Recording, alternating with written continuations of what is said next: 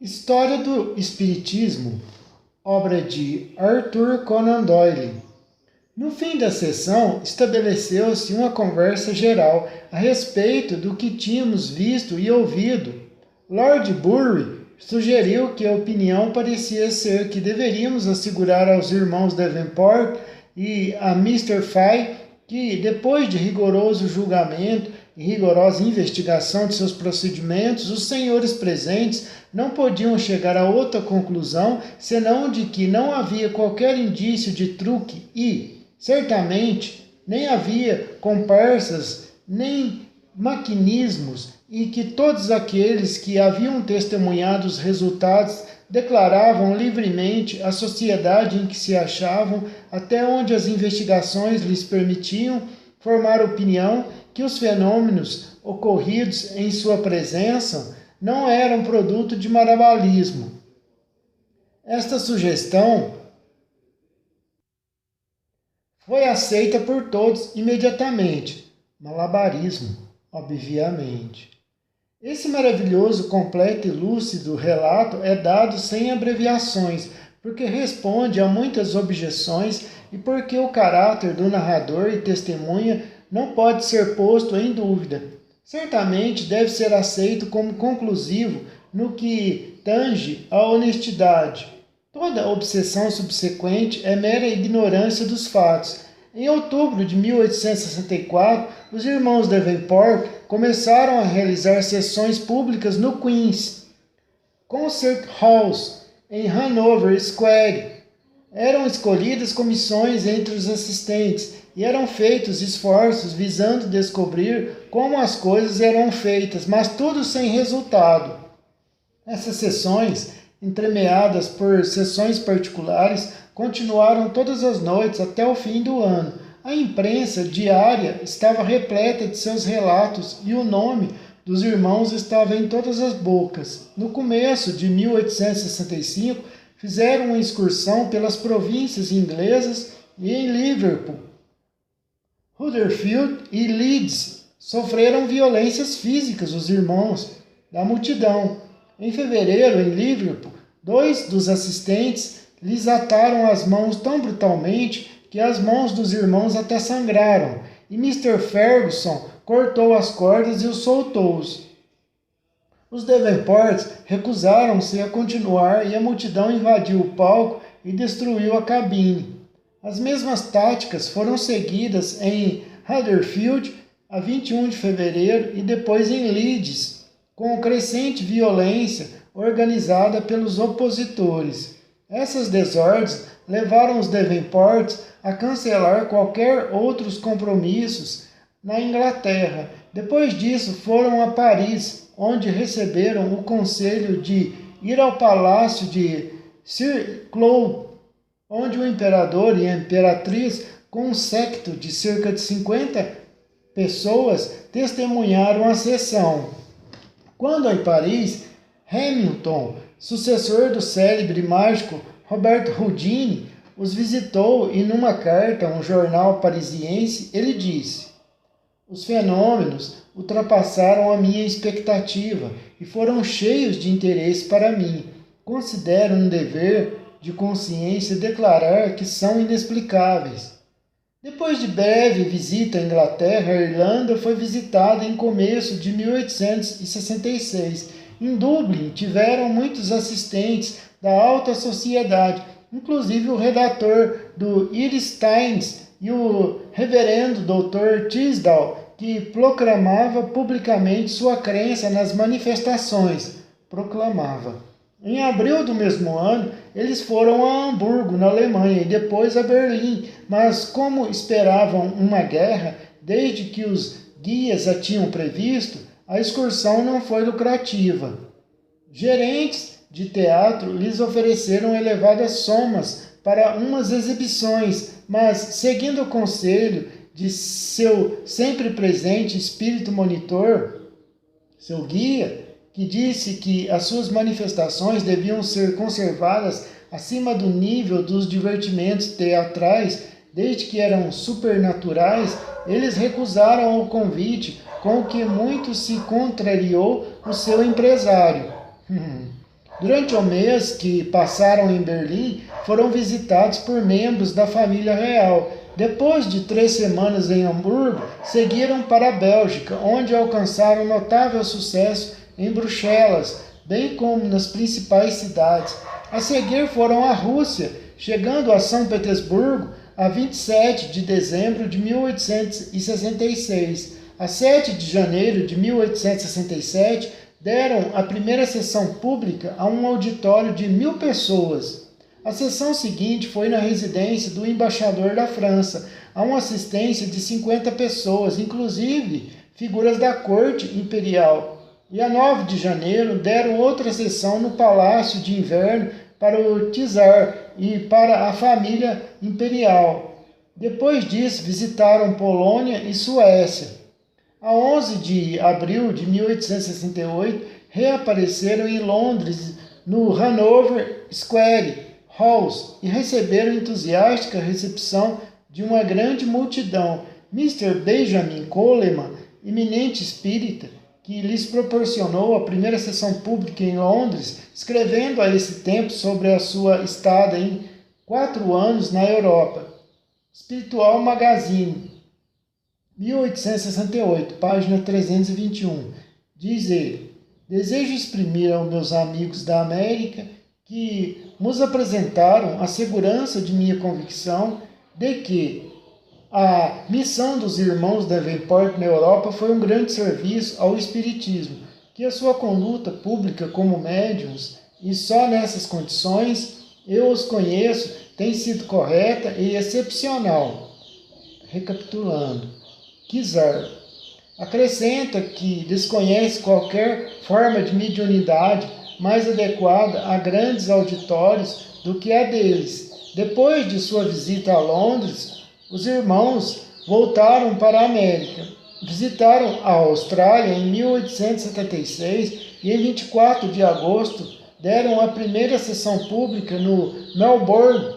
William morreu em Sydney em julho de 1867. Durante sua carreira, os irmãos Davenport exercitaram profunda inveja e malícia da confraria dos mágicos. Maskelyne, com um cínico desembaraço, pretendeu os haver desmascarado na Inglaterra. Sua alegação, nesse particular, foi muito bem respondida pelo Dr. George Sixton, antigo redator do Spiritual Magazine, que descreveu em público, em presença do próprio Maskelyne, como eram feitos os seus truques, comparando-os com os resultados obtidos pelos irmãos Davenport. Ele disse: mas há tanta semelhança entre um lado e o outro, quanto a semelhança entre as produções do poeta Close e os sublimes e gloriosos dramas do imortal Bardo de Avon. Palestra na Cavendish, Londres, a 15 de junho de 1863. Os mágicos fizeram ainda mais barulho em público do que os espíritas, e com a imprensa que os sustentava, fizeram o público, em geral, pensar que os irmãos Davenport tinham sido desmascarados. Anunciando a morte de Ira Davenport na América em 1911, Light comenta as demonstrações de ignorância que essa morte ensejou. Cito o Daily News por haver dito o seguinte: eles cometeram o erro de aparecer como feiticeiros em vez de como honestos mágicos apenas. Se, como seu vencedor Maskelyne, tivessem pensado em dizer isto é muito fácil, os irmãos Davenport não só teriam ganho uma fortuna como consideração. Respondendo a isto, Light pergunta porque, se eles fossem simples mágicos e não crentes honestos em sua mediunidade, iriam suportar ataques, injúrias e insultos e sofrer as indignidades que lhes atiravam. Quando se renunciassem à mediunidade, poderiam tornar-se considerados ricos? Uma observação inevitável por parte daqueles que não são capazes de descobrir truques é perguntar que elevado objetivo pode encontrar-se em fenômenos semelhantes aos observados com os Davenport. O conhecido autor e arrojado espírita William Howitt deu uma boa resposta. Esses que fazem truques e tocam instrumentos são espíritos do céu? Na verdade, Deus os pode mandar? Sim, Deus os envia para que nos ensine, pelo menos isto é, que ele tem servos de todos os graus e todos os gostos para fazerem toda sorte de trabalhos. E aqui ele mandou aqueles que chamais espíritos atrasados e palhaços a uma época degradada e muito sensual. Se ele tivesse mandado algo mais elevado, teria passado por cima da assistência. Assim, 9/10 não acredita no que vem.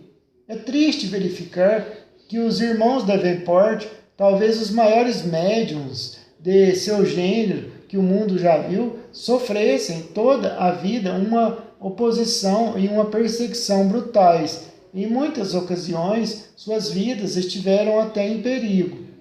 Aqui ele está falando porque isso faz uns 140 anos, 150 anos por aí, 140 anos.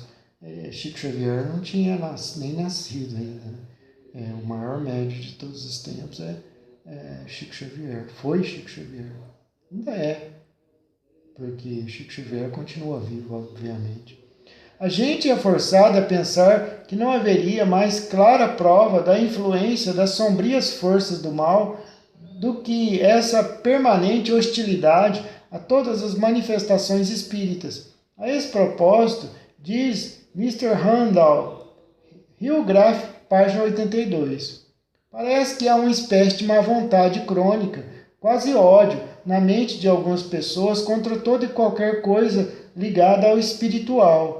Parece que há um vapor flutuando no ar, uma espécie de esporo mental fluindo pelo espaço, respirado pela grande maioria da humanidade, que acende um contínuo fogo letal em seus corações contra todos aqueles cuja missão é trazer a paz na terra e a boa vontade entre os homens. Os homens e as mulheres do futuro ficarão muito admirados dos que vivem atualmente, quando lerem que os Davenport e todos os outros médiuns foram forçados a enfrentar a mais inveterada perseguição e hostilidade, que eles e o autor destas linhas foram obrigados a suportar horrores indescritíveis, por nenhum outro motivo senão porque buscavam convencer a multidão de que não eram animais que morrem sem deixar sinais, mas almas imortais que sobrevivem aos túmulos, e pensar que até os animais têm alma, né? Até os nossos bichinhos, gato, cachorro,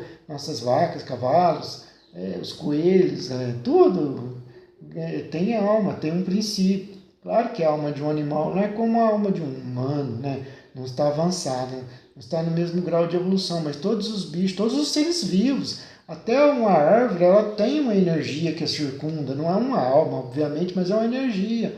Tudo que é vivo tem essa energia que no homem se chama espírito. Só os médios são capazes de demonstrar que a existência do homem continua após a morte, e ainda, estranha incoerência na natureza humana. As próprias pessoas que perseguem a estes, que são os seus mais verdadeiros e melhores amigos, que os atiram no desespero ou lhes dão morte prematura, são as mesmas que prodigalizam tudo quanto a fortuna pode dar àqueles cujo ofício é apenas admitir que a humanidade é imortal.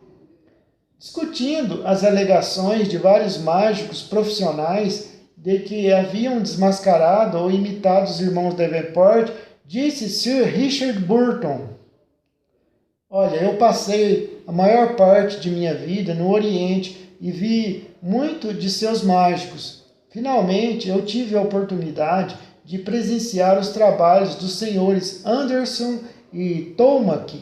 O último mostrou, como dizem, notáveis mágicas, mas nem se aproximam do que fazem os irmãos Davenport e Mr. Fay. Por exemplo, o bonito manejo de instrumentos de música. Finalmente li e ouvi todas as explicações dos chamados truques dos irmãos Davenport perante o público inglês e acreditem-me, se alguma coisa me faria dar um pulo tremendo da matéria para o espírito, é a inteira e completa sem razão das razões pelas quais são explicadas as manifestações. É de notar-se que os próprios Davenport, constatando com amigos e companheiros de viagem, jamais pretenderam qualquer origem sobrenatural para os seus efeitos. A razão disso deve ter sido que, como um entretenimento, era mais picante e menos provocante quando cada assistente podia formar a sua própria opinião. Escrevendo ao mágico americano Houdini, disse Ida Davenport em sua velhice: Houdini, nós nunca afirmamos de público a nossa crença no espiritismo. Não considerávamos isso de interesse para o público, nem oferecemos nosso entretenimento como resultado de habilidade manual, nem, por outro lado, como espiritismo. Deixávamos que os amigos e os mortos resolvessem isso lá entre eles, como melhor pudessem, mas, infelizmente, fomos, por vezes, vítimas de sua discordância. É interessante, eles eram médium, fazia tudo isso através da espiritualidade, mas não fazia nem questão de falar. Eles deixavam ali a coisa correr para atrair a atenção do público, né? Para não atrair tantos opositores e perseguidores, assim, porque principalmente nos Estados Unidos, ali na Europa, o protestantismo é muito forte, o catolicismo, então eles deixavam a coisa assim, envolta em um mistério. Eles não falavam que era mediunidade, como fez o Chico. O Chico a vida toda fez o contrário deles, né? O Chico a vida toda falava: não, eu sou um médium, eu escrevo através de espíritos, livros, etc, etc, etc. O Chico deixou claro desde os não sou eu, os espíritos escrevem por eles. Não. Na época do Chico tinha muita perseguição, mas na época deles ainda era muito pior, desses irmãos da Davenport e de outros médios mais antigos. Então eles deixou a coisa meio envolta em um mistério. Eles não faziam questão de dizer que eles eram uma ponte entre o mundo espiritual e o mundo material. Posteriormente, Houdini alegou que Davenport admitia que seus resultados eram conseguidos normalmente. Mas Houdini, de fato, encheu tanto de erros o seu livro A Magician Among the Spirits, o mago entre os espíritos, e mostrou tanto preconceito em todo o assunto que o seu depoimento não tem valor. A carta que exibe não lhe dá razão. Uma declaração posterior, citada como tendo sido feita por Ida Davenport, é demonstravelmente falsa. É a de que os movimentos jamais saíram da cabine. Na verdade, o representante do The Times foi severamente batido no rosto por um violão que andava no ar. A sobrancelha ficou ferida e em diversas ocasiões, quando se acendia a luz, os instrumentos caíam por toda a sala. Se Houdini não entendeu esse último depoimento, não é de supor que esteja tão bem informado quanto os primeiros. Objetam-me, e tenho recebido essa objeção tanto de espíritas quanto de céticos, que todo esse amontoado de exibições é digno e sem valor, é indigno e sem valor. Muitos de nós assim pensam e muitos outros fazem eco as seguintes palavras de Mr.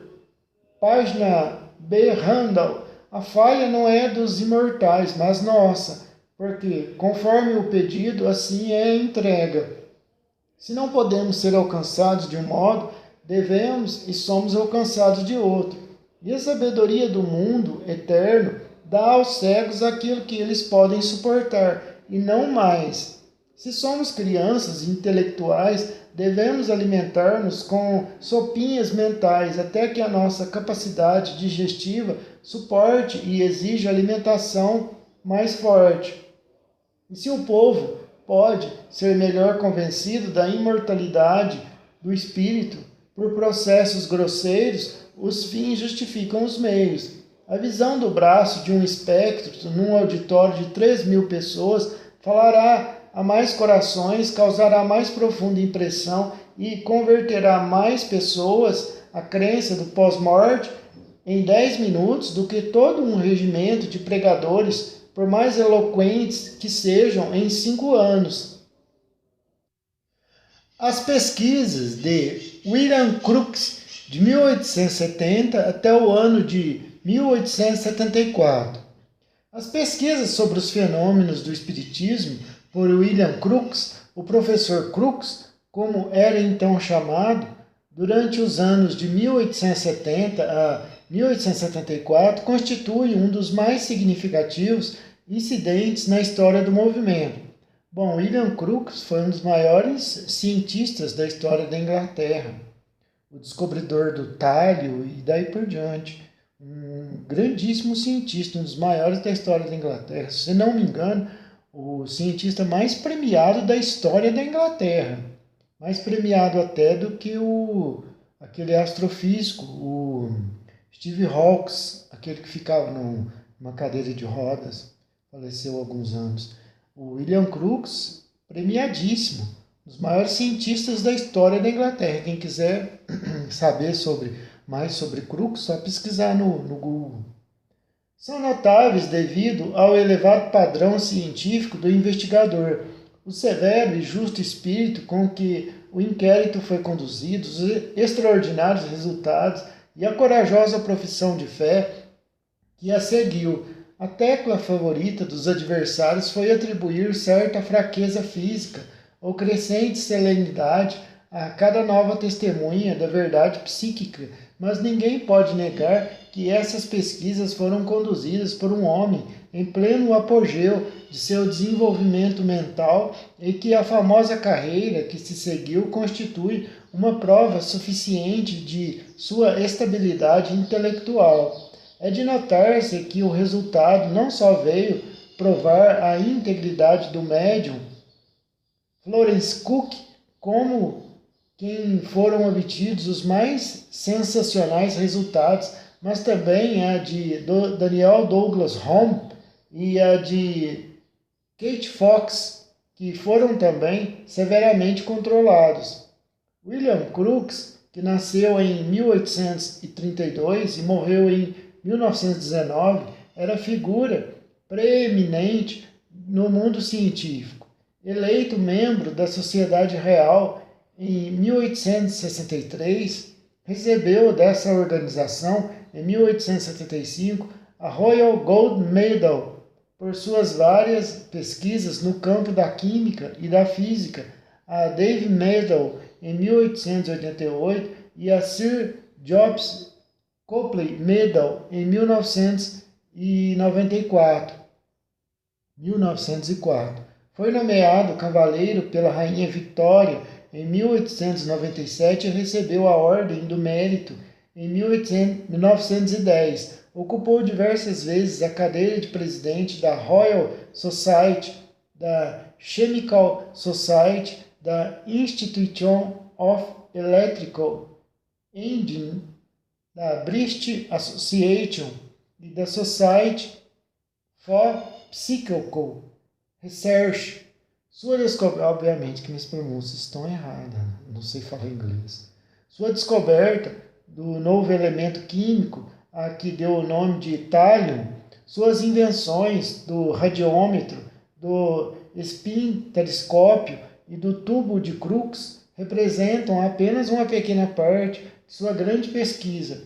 Em 1859, Crookes fundou o Chemical News, que editou, e em 1864 tornou-se o redator do Quarterly Journal of Science. No ano de 1880, a Academia de Ciências da França lhe concedeu uma medalha de ouro e um prêmio de 3.000 francos em reconhecimento por seu importante trabalho. Confessa Crookes que iniciou as suas investigações sobre os fenômenos psíquicos pensando que tudo fosse truque. Isso é interessante, gente. A maioria dos pesquisadores cientistas das bases espíritas aí, de 1850, 1860, inclusive Kardec, eles todos foram estudar esses fenômenos que estavam acontecendo para provar que eram coisas do mundo, energias, eletricidade, magnetismo, e daí por diante, coisas assim do mundo físico mesmo, corriqueiras, é, fenômenos do cotidiano aí, do mundo aí, às vezes alguns até desconhecidos, outros conhecidos. Ninguém, nenhum cientista espírita, nenhum investigador foi, não, são fenômenos espirituais, não, pelo contrário, eles fizeram de tudo para demonstrar que não era nada ligado a espíritos. Depois de muitos anos e anos de experimentos e estudos que eles foram vendo, não, isso não são fenômenos normais, como isso mostra inteligência, isso mostra algo fora aqui do mundo físico aqui, algo que responde perguntas e daí por diante. Voltando aqui. Seus colegas sustentavam o mesmo ponto de vista de Crookes e ficaram satisfeitos com a atitude que ele havia adotado. Foi manifestada profunda satisfação porque a investigação ia ser conduzida por um homem tão altamente qualificado.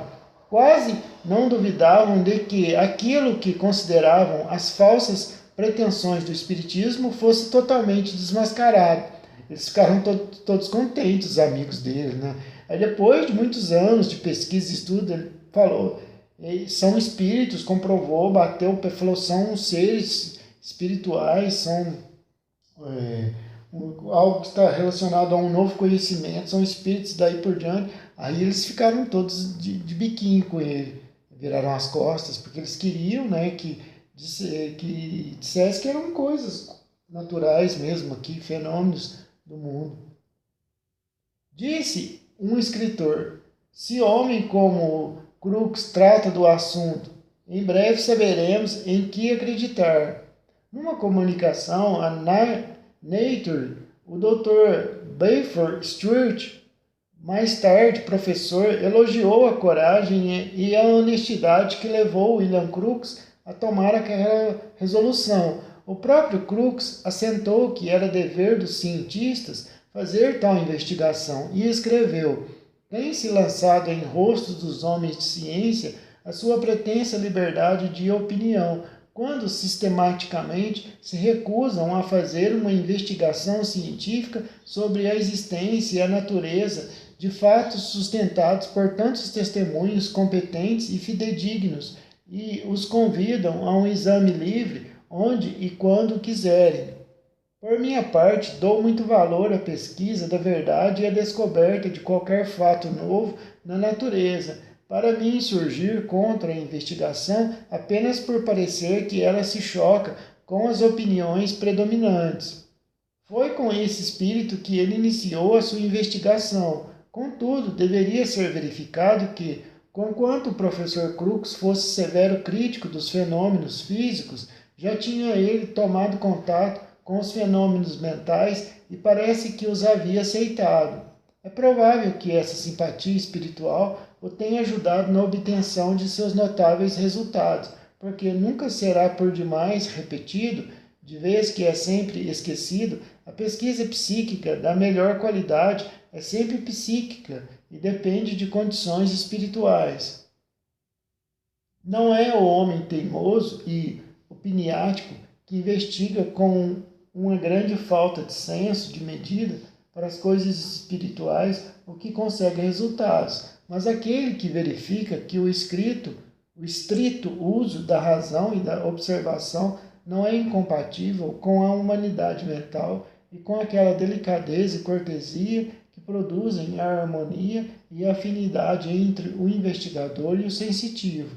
Parece que as investigações menos materiais de Crookes começaram no verão de 1869. Em julho daquele ano, fez sessões com o conhecido médium Marshall. Em dezembro, com outro médium famoso, Morse. Em julho de 1869, Dr. Daniel Douglas Home, que havia feito sessões em São Petersburgo, voltou a Londres com uma carta de apresentação do professor Butleroff para o professor Crookes. Ressalta um fato interessante do diário pessoal de Crookes, quando de sua viagem à Espanha, em dezembro de 1870, com a expedição do eclipse em data de 31 de dezembro. Life of Sir William Crookes, B.E. Fournier de Albi, 1923. Escreve ele: não posso deixar de recordar esta data no ano passado. Nele, sua esposa e eu estávamos comunicando-nos com queridos amigos mortos, e ao soarem as 12 horas, eles nos desejaram feliz ano novo. Sinto que agora nos olham e, como o espaço não lhes é obstáculo, penso que ao mesmo tempo olham para nele. Sobre nós ambos sei que há alguém e que todos nós, espíritos imortais, em sua presença, nos curvamos como ante um Pai e Mestre, e minha humilde prece a Ele, o grande Deus, como o chama o mandarim, e é que continue sua misericórdia e proteção sobre Nelly e sobre mim, bem como sobre nossa pequena e querida família. Possa Ele também permitir que continuemos a receber comunicações espíritas de meu irmão, que atravessou os umbrais em alto mar a bordo de um navio há mais de 3 anos. Depois acrescenta amorosos cumprimentos de ano bom a sua esposa e as crianças e conclui: e quando os anos terrenos houverem passado, possamos nós viver outros mais felizes no mundo dos espíritos, do qual tenho tido ocasionalmente alguns reflexos. Florence Cook, com a qual Crookes realizou a sua série clássica de experiências, era uma jovem de apenas 15 anos, de que se diziam possuir enorme força psíquica que tomava as raras formas de materializações completas. Parece que era uma característica da família, porque sua irmã, Kate Cook, não era menos famosa. Houve algumas dissensões sobre um suposto desmascaramento, nas quais um tal Volkmann tomou posição contra Miss Cook e, no propósito de se vingar, colocou-se inteiramente sobre a proteção de Crookes, declarando que seu marido podia fazer quaisquer experiências sobre os seus dons e nas condições que quisesse, nada pedindo a não ser que pudesse demonstrar o seu caráter como médium, através de exatas conclusões apresentadas ao mundo. Felizmente, ela estava tratando com um homem de inatacável honestidade intelectual. Temos tido experiências nesses últimos tempos com médios que se entregavam com reservas às investigações científicas e foram atraiçoados por investigadores que não possuíam a coragem moral de admitir aqueles resultados que teriam conduzido à aceitação pública da interpretação espírita. O professor Crookes publicou um relatório completo de seus métodos no Halterly Journal of Science, do qual era então redator. Em sua casa em Mornington Road, um pequeno gabinete se abria para o laboratório por uma porta com uma cortina. Cook fazia em transe num divã no quarto interno. No extenso, a médium se chamava Florence Cook. Não tem nada a ver com William Crookes, não. A menina de 15 anos era médium que se chamava Florence Cook. Se materializava através dela o espírito de Cat King. O espírito de Cat King. Eram experimentos de materializações de espíritos. Uma menina de apenas 15 anos, veja se uma garota de 15 anos conseguiria realizar truques e enganar um cientista da qualidade de William Crookes. Cook jazia em transe num divã no quarto interno. No externo, com luz reduzida, ficava William Crookes com as pessoas que houvesse convidado. No fim de um período de 20 minutos a 1 hora, estava completa a figura com o ectoplasma da médium. A existência dessa substância, o seu método de produção, eram então desconhecidos na época. Pesquisas posteriores lançaram muita luz sobre o assunto, razão porque foram incorporadas no capítulo sobre o ectoplasma. Completada a operação, abria-se a cortina e entrava no laboratório uma figura feminina, geralmente tão diferente da médium quanto duas pessoas podem ser. Nessa aparição, que se movia, falava e agia em todos os seus sentidos como uma entidade independente, é conhecida pelo nome que ela própria adotou de Cat King.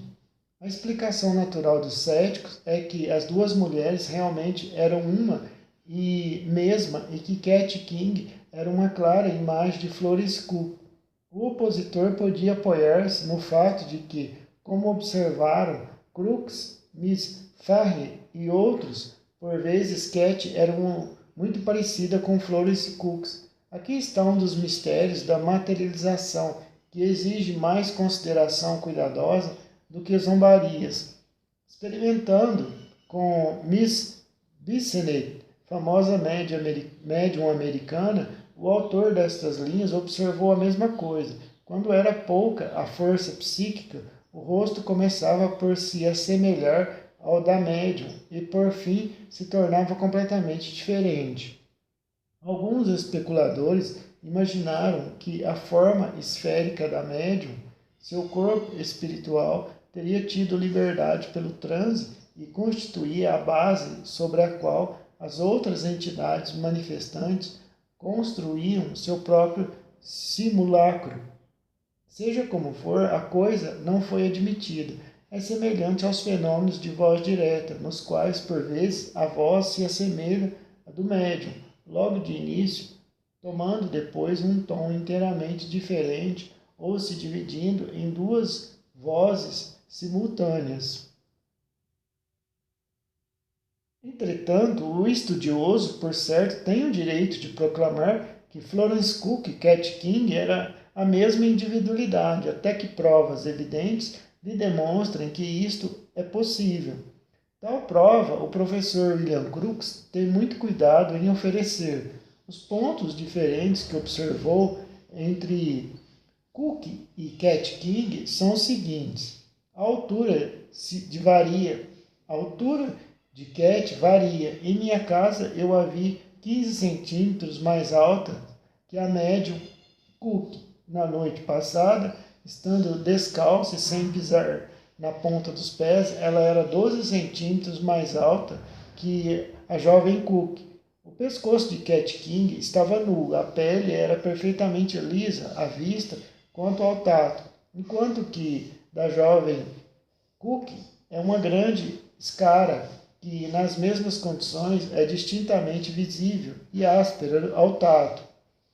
As orelhas de Cat King não são furadas, enquanto que as orelhas da jovem Florence Cook habitualmente usa brincos. A compleição de Cat King é muito alva, enquanto a de Florence Cook é muito morena. Os dedos de Cat King são muito mais longos do que os dedos de Florence Cook, e seu rosto também é maior. Há também marcadas diferenças nos modos e nos ademanes. Acho que é isso mesmo. Posteriormente acrescenta: ultimamente, tendo examinado muito Cat King, iluminada à luz elétrica, posso acrescentar aos pontos já mencionados de diferenças entre ela e a médium Florence Cook, que tenho a mais absoluta certeza de que Florence Cook e Cat King são duas individualidades distintas no que se refere aos corpos. Vários sinais no rosto de Florence Cook não existem no rosto de Cat King. O cabelo de Florence Cook é de um castanho tão escuro que parece negro. Um cacho do cabelo de Cat King, que tenho agora em minha frente e que ela me permitiu cortar-se de suas tranças exuberantes, inicialmente examinado e, para minha satisfação, verificado que cresceu, é de um rico dourado escuro. Uma noite contei o pulso de Cat King. Contei seus batimentos. Tinha ela 75 pulsações por minuto, enquanto que Florence Cook pouco depois marcava 90 pulsações em seu pulso.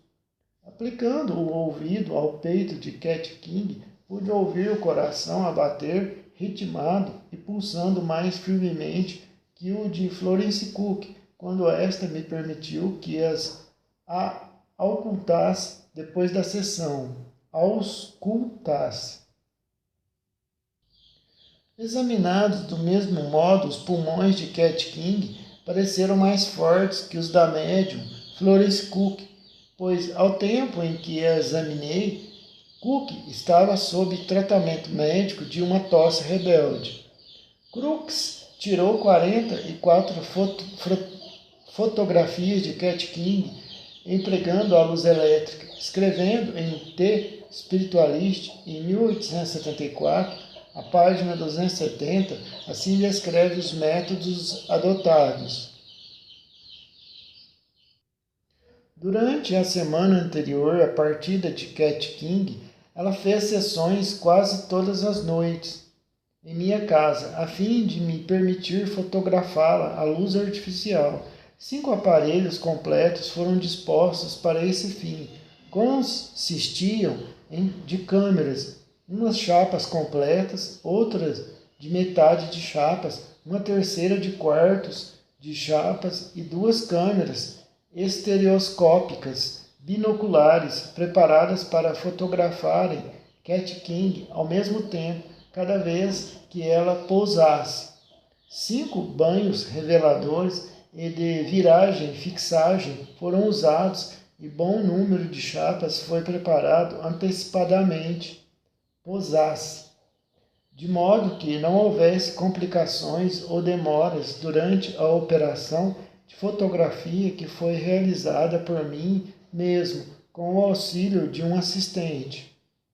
Minha biblioteca foi usada como câmera escura.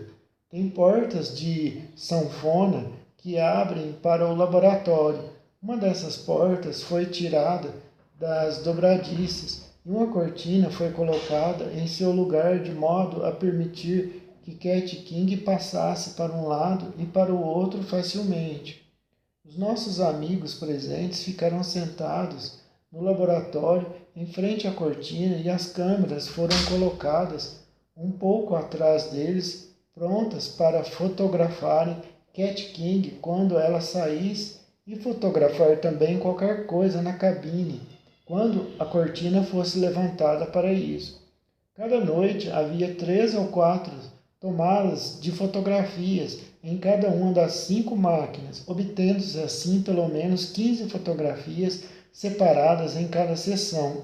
Algumas se estragaram ao serem reveladas, outras na regulagem da luz. Ao todo, tenho 44 negativos, alguns inferiores, outros sofríveis e alguns excelentes. Algumas dessas fotografias estão em poder do autor destas linhas, e certamente não há mais maravilhosa impressão em qualquer chapa do que aquela que mostra Crooks no auge de seu vigor com esse anjo, porque, na verdade, ela o era, apoiando-se em seus braços. O vocábulo anjo pode parecer um exagero, mas quando um espírito do outro mundo se submete ao momentâneo desconforto de uma existência artificial a fim de trazer a lição da sobrevivência da alma a uma geração materialista e mundana, não há termo melhor que lhe se aplique. Surgiu uma discussão se William Crookes alguma vez teria visto ao mesmo tempo o médium e Cat King. Diz Crookes, a certa altura, seu relatório, que frequentemente acompanhou Cat King até a cabine e algumas vezes as via juntas, ela e a sua médium, Florence Cook. Mas na maioria das vezes não vi ninguém a não ser a médium em transe, caída no chão, pois Cat King e seus vestidos brancos tinham desaparecido instantaneamente. Entretanto, um testemunho muito mais direto é dado por Crookes numa carta a Boehner, a bandeira de luz, nota do tradutor, e que é reproduzida em The Spiritualist, o Espírita, nota do tradutor. De Londres, de 17 de julho de 1874, página 29. Ele diz: em resposta à sua pergunta, quero afirmar que Cook e Cat King juntas, no mesmo momento, sob a luz de uma lâmpada de fósforo, que era suficiente para que visse distintamente aquilo que descrevi, o olho humano tem naturalmente um grande ângulo de horizonte, de modo que as duas figuras eram abarcadas ao mesmo tempo, no mesmo campo de visão, mas como a luz era fraca e os dois rostos, por vezes, estavam distanciados alguns pés um do outro, naturalmente eu movia a luz e meu olhar fixava alternadamente uma e outra, quando queria trazer o rosto de Florence Cook ou de Cat King para aquela parte do campo visual onde a visão é mais nítida. Desde que a ocorrência acima referida foi verificada, Cat King e Florence Cook foram vistas juntas por mim e por 8 outras pessoas em minha casa, iluminada fartamente por lâmpadas elétricas. Nessa ocasião, o rosto de Florence Cook não era visível, pois sua cabeça ficava envolta num chale grosso, mas eu, principalmente, tinha a satisfação de verificar que ela lá estava. Uma tentativa de dirigir a luz sobre a sua face descoberta, quando em transe, teve sérias consequências. A máquina fotográfica também demonstra as diferenças entre a médium e a forma espiritual, diz ele. Uma das mais interessantes fotografias é aquela em que me acho de pé ao lado de Cat King. Ela está descalça em certo ponto do soalho. Depois, vesti Florence Cook como Cat King e nos colocamos, eu e ela, exatamente na mesma posição e fomos fotografados pelas nossas máquinas, colocadas exatamente como na outra experiência e iluminadas pela mesma luz. Quando essas duas chapas são superpostas, a minha imagem coincide no que se refere à estatura, etc., mas Cat King é meia cabeça mais alta que Florence Cook e parece uma mulher grande em comparação com esta última. E muitos dos relatos diferem quanto à largura da face e quanto a vários outros detalhes corporais. William Crookes rende uma grande homenagem à médium Florence Cook. As sessões quase diárias com as quais Cook me obsequiou lhe produziram um severo desgaste de energias e quero demonstrar publicamente a minha gratidão para com a jovem médium pela solicitude em ajudar as minhas experiências científicas. Cada ensaio que eu propunha tinha a sua imediata aprovação e se submetia com o maior entusiasmo. Fala franca e diretamente, jamais percebi a menor coisa que denunciasse um desejo de mistificar. Na verdade, não acredito que ela conseguisse mistificar, ainda quando tentasse. Se o fizesse, seria pilhada incontinente, pois tais atitudes destoam completamente sua natureza simples e humilde. Aliás, imaginar que uma mocinha de 15 anos fosse capaz de conceber e, durante 3 anos, realizar tão gigantesca impostura, que durante esse tempo todo se submetesse a qualquer experimento que lhe fosse proposto e mantido no mais rigoroso segredo, que se sujeitasse a ser examinada a qualquer momento, antes como depois da sessão, e tivesse os membros êxitos e tivesse os melhores êxitos em minha casa do que em casa de seus pais, sabendo-se que ela me visitava com o objetivo de se submeter a ensaios estritamente científicos. Imaginar, digo eu, que Cat King dos últimos 3 anos fosse fruto de uma impostura maior violência para a razão humana e para o bom senso do que acreditar que ela seja aquilo que diz ser, obviamente. Researchers in the Phenomena of Spiritualism, Admitindo que uma forma temporária foi construída com o ectoplasma de Florence Cook e que essa forma foi então utilizada como um ser independente que dizia-se Cat King, ainda enfrentamos a questão: quem foi Cat King? A isto só se pode dar a resposta que ela deu. Quando reconhecia que não tínhamos provas, declarou-se ela filha de John King, que desde muito era conhecida entre os espíritas como um espírito que presidia as sessões de fenômenos materiais. Sua personalidade, e adiante discutida num capítulo sobre os irmãos Ed e Holmes, que recomendamos ao leitor, seu nome era Morgan e King era antes um título comum a certa classe de espíritos do que um nome familiar. Sua vida decorrera 200 anos antes, no reinado de Carlos II, na ilha da Jamaica. Se isto é verdade ou não, certamente ela se adaptou ao papel e sua conversação era, em geral, concorde com a informação. Uma das filhas do professor Crookes escreveu ao autor e aludiu a uma vívida lembrança das histórias da Espanha contadas por esse gentil espírito às crianças da família. Ela mesma se fez amada por todos. Crookes escreveu: numa sessão em nossa casa, Coke, quando um dos nossos filhos tinha apenas 3 anos, Cat King, um espírito materializado, demonstrou por ele o mais vivo interesse e pediu para ver a criança. Então o menino, de 3 anos, foi trazido para a sala da sessão de materialização, posto nos braços do espírito Cat King, que, segurando-o por algum tempo, muito naturalmente, o devolveu toda risonha. O professor William Crookes deixou registrado que a sua beleza, o seu encanto eram únicos em sua experiência.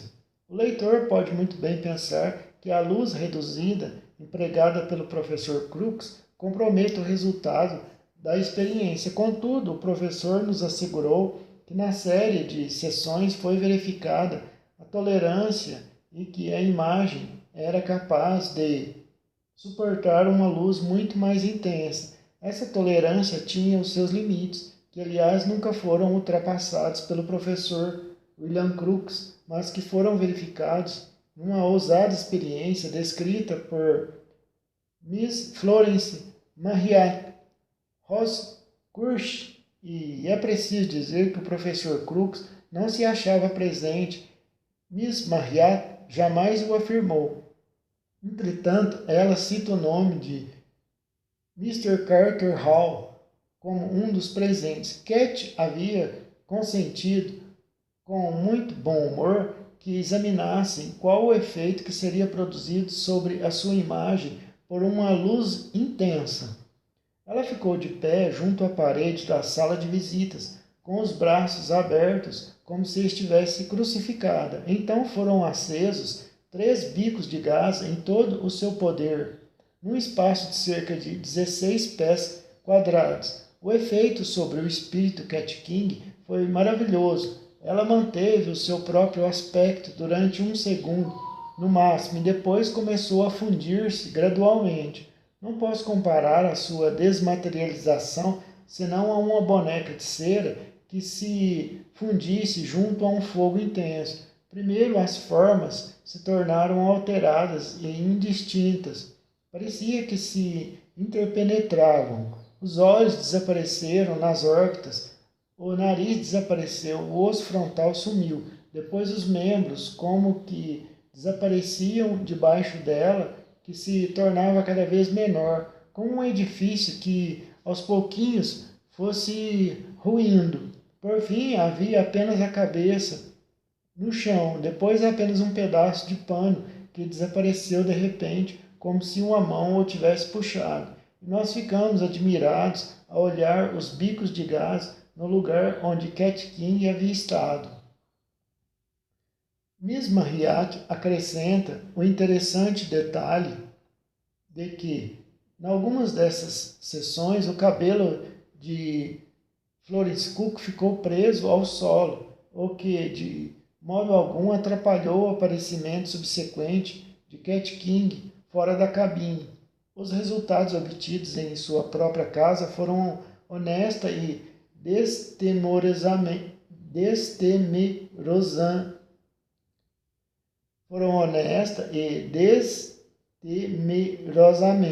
destemerosamente relatados pelo professor William Crookes em seu jornal e produziram a maior impressão do mundo científico.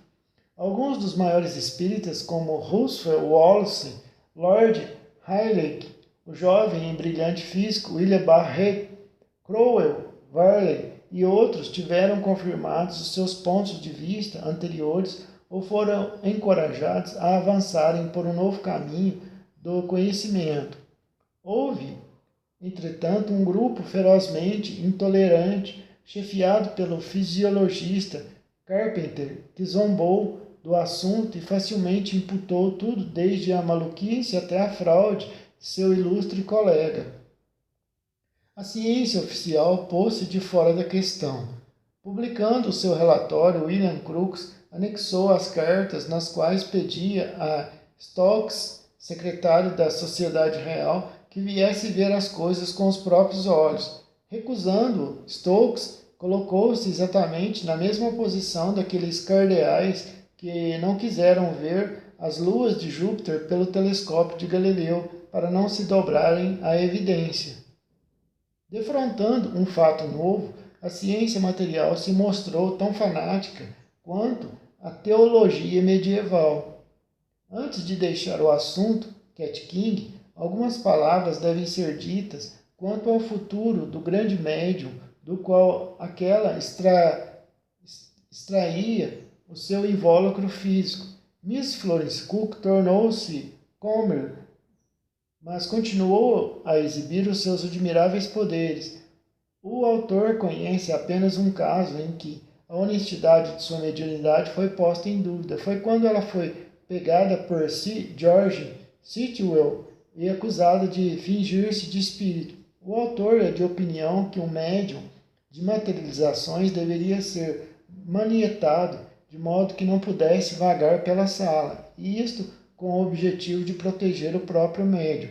É pouco provável que o médium se mova em transe profundo.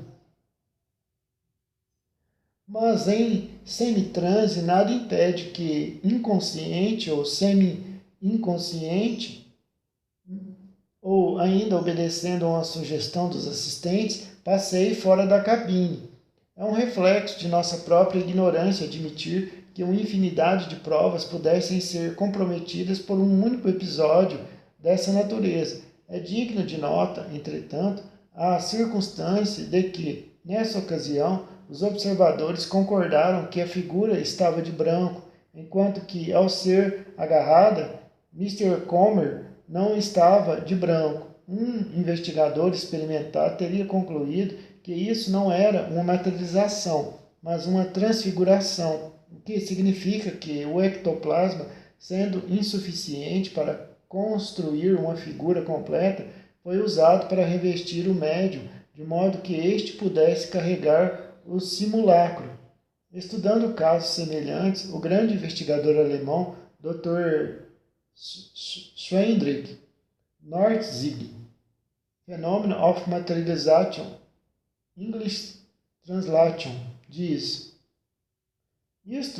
uma fotografia é interessante porque esclarece a gênese das chamadas transfiguração, isto é, o médium toma a si o papel de espírito, esforçando-se para representar o caráter da pessoa em questão, revestindo-se do material fabricado.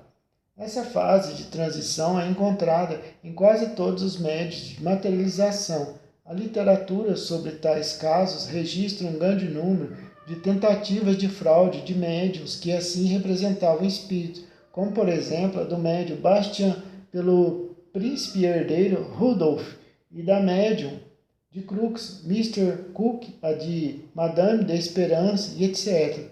Em todos esses casos o médium foi agarrado, mas os estojos usados para o disfarçar desapareceram imediatamente e não mais foram encontrados. Assim, parece que a verdadeira censura em tais casos deve ser dirigida mais aos assistentes negligentes do que a médium inconsciente. A natureza sensacional das experiências de Crookes com Florence Cook e, sem dúvida, o fato de que eram mais acessíveis ao ataque tenderam para fazer